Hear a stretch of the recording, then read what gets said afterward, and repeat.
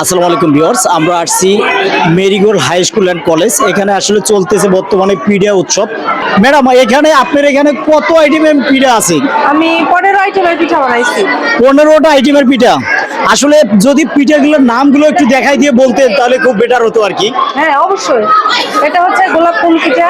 গোলাপ ফুল পিঠা। হ্যাঁ। এইখানে আছে ঝিনুক পাতা। ঝিনুক পাতা। হ্যাঁ, এইখানে পয়সা পিঠা।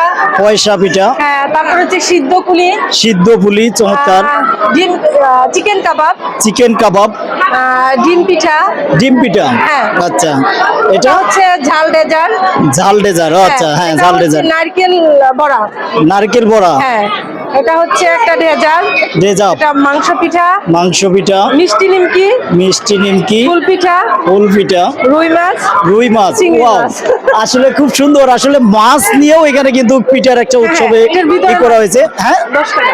এটার ভিতরে আসলে মাছের চমৎকার। পুর কিন্তু আসলে এখানে যে আপনি এই পিঠাগুলো তৈরি করছেন, আসলে কিরকম সময় লাগছে আপনার পিঠাগুলো দেওয়া। তৈরি সময় করতে? লাগছে, অনেক সময় লাগছে।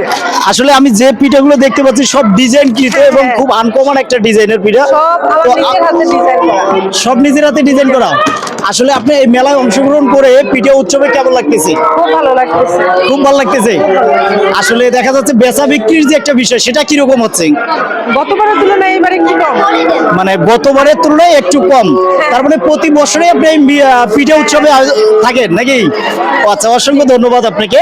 মেলার পিঠা যে এত স্বাদ, যেটা বুঝাই বলতে পারবো না। খালি স্বাদ আর স্বাদ।